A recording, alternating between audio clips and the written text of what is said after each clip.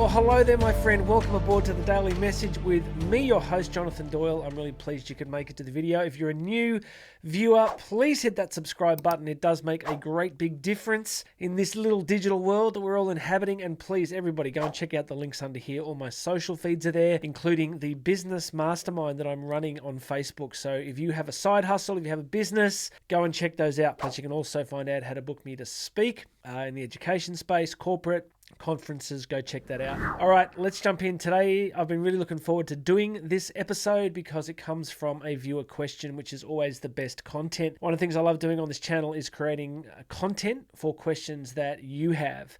Please, today, if you have comments or questions, please pop them in the comments here, especially if there's any topics that you'd like me to cover. But today's question was a real privilege to read. It came through Instagram, and it came from a lady who's got a very specific question. Even though it's specific, I think you are going to find that there is a lot here that will apply to all of us. Why? Because it deals with human vulnerability. It deals with an area that might seem specific to this person, but we all have something similar. We all have some sense of limitation. We all carry something in our lives. I know I do, that we feel really holds us back.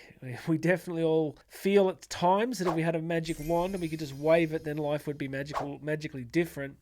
So this lady's challenge is that English is her third language. And having moved here to Australia recently, or relatively recently, she feels that this is kind of holding her back a little bit, that when she's speaking in professional settings, or she's working in leadership, or working with a team, or public speaking, that this might be holding her back. And she feels that it can be a barrier to building relationships.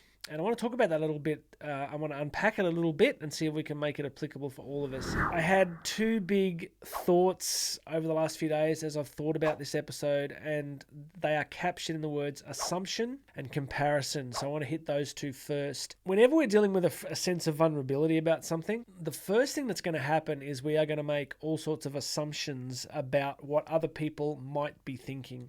So if we struggle with, our English as a third language, it's highly understandable that we could walk into a circumstance imagining that everybody listening to us or encountering us is probably thinking something. That's an assumption, right?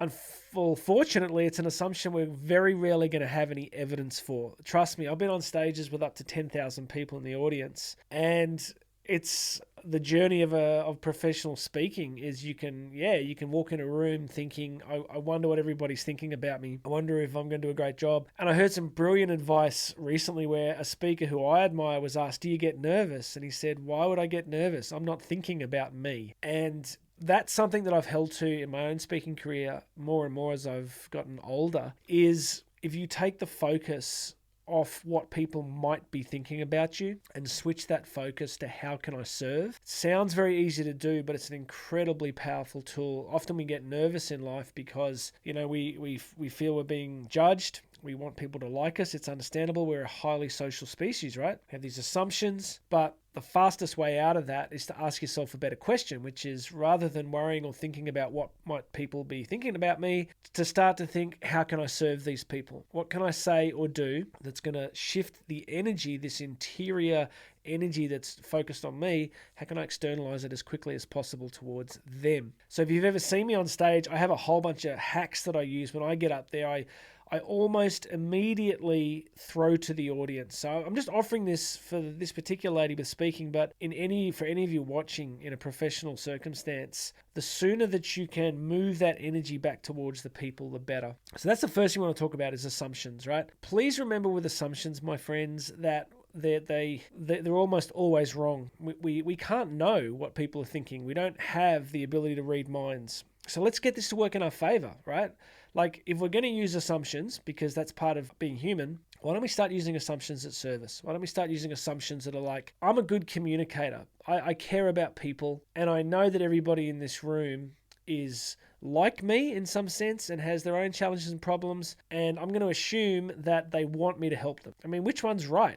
Which assumption is right? You can walk in a room going, I'm going to do this terribly. Everybody's going to judge me because of my accent. This is going to be really terrible. That's an assumption. We don't know if it's true. And this is not some trick. This is reality, right? Like, we don't know. You can't know. Unless you do a survey in advance and you send that survey into the room and you ask all these questions, you're not going to know what the audience thinks about you. You're not. So let's use assumptions at service. Let's make them up, literally make them up. So much of success and personal development comes from choosing to place empowering meanings on things that we otherwise may not have done. That's the first thing. So the next thing I wanted to talk about was comparison. So regular viewers would know that I've often used a favorite quote from the scholastic philosopher John Duns Scotus, who was writing in about the 14th century. And John Duns Scotus had this really cool quote where he said, every human comparison is essentially diabolical. What this means is every human comparison, every way that we compare ourselves to someone else is satanic. Try that one. How'd that go?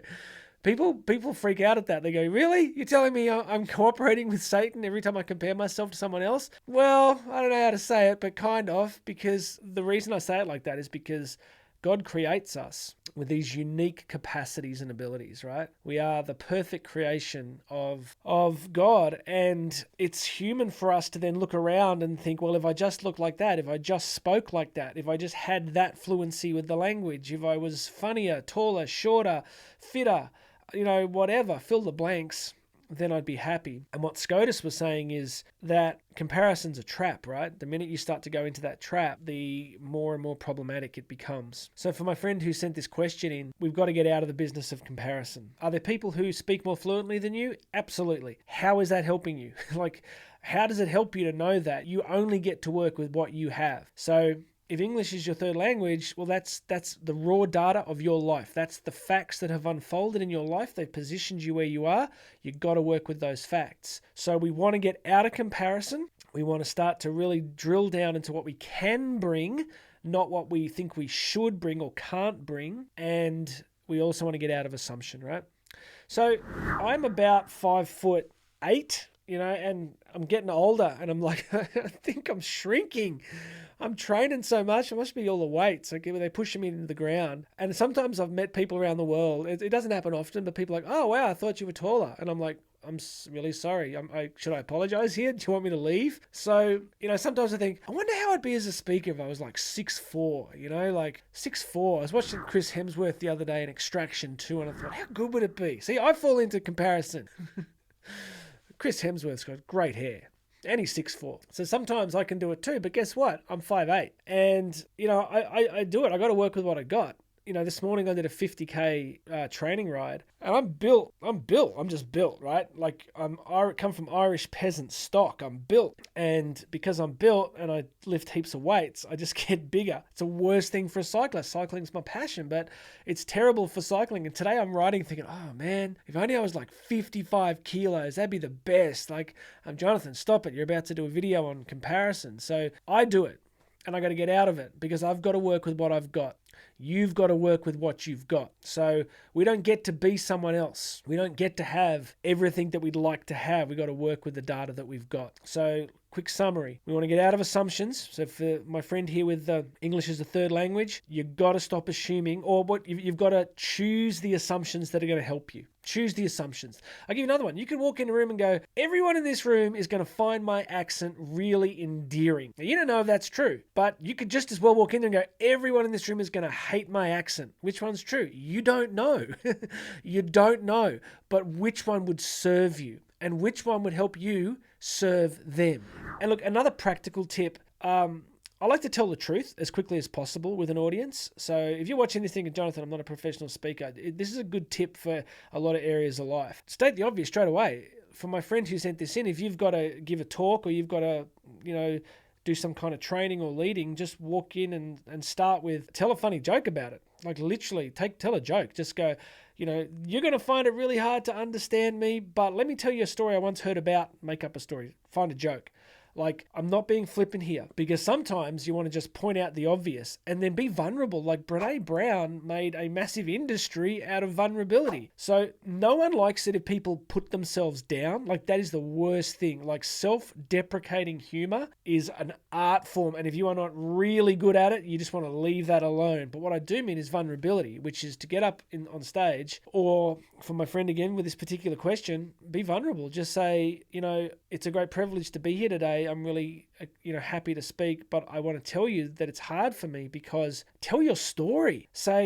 Tell your story. And this leads into another point that I really wanted to share with this particular person. When you sent me that message and you said, English is my third language, let's talk about the framing here. Like, you are framing this almost as a limitation. It's like, oh, it's my third language and it's holding me back. I'm sorry. Do you know how many languages I've got?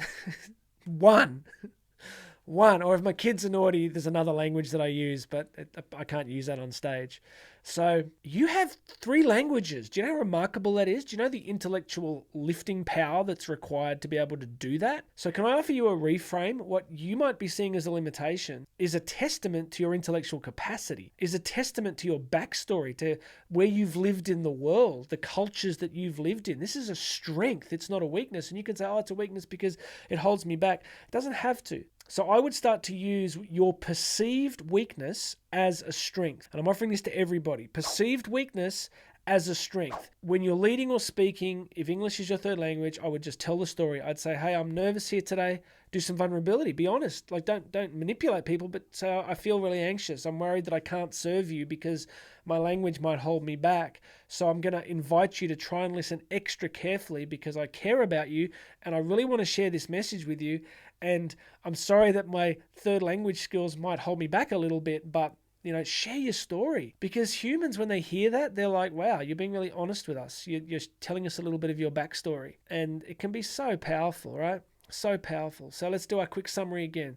We want to choose assumptions that are empowering. Lie to yourself. A lot of success comes from lying to yourself until the truth catches up with how you're constructing it. Sometimes you just got to literally fake it till you make it. And so that's assumptions. You want ones that serve you. We want to get out of comparison, right? Because you can't control a lot of things. We've got to get really good at understanding there's a lot that we can't control. So we're going to get out of comparison. We're going to go for vulnerability, and we're going to go for reframing. I want you to reframe what you're telling yourself is a problem and use it as a strength. Where's the strength in your perceived limitation? The strength is the remarkable journey that's made up your life. The strength is the intellectual capacity you have to master 3 languages. And the reframe is that you have a story. You're interesting. You've come from somewhere.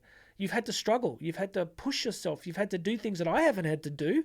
I can only imagine what it'd be like for me going to a different country and trying to take, I can communicate really well in English, but for me to try to do this in a different language, that's incredible. It'd be an incredible, achievement. So you got to stop being hard on yourself and realize that you've actually achieved something pretty darn remarkable. All right. So as always, to make this as relevant as possible for everybody, what we're dealing with here is taking weaknesses and turning them into strengths. So how do we do it? We find a better story. We realize that limiting stories not only hold us back, they stop us from being a real blessing to other people. So whatever your perceived weakness is also a potential strength. I think Ryan Holiday wrote the book, The Obstacle is the Way. And in my book, Bridging the Gap, I wrote a whole chapter on obstacles. And I'll leave you guys with this, that often it is the most difficult things in our lives, the most challenging things in our lives, that rather than wrecking us, if we can find better meanings inside them, can be a really crucial part of the way forward. All right, so I'd love you to leave comments, guys, if you want me to do something more specific. I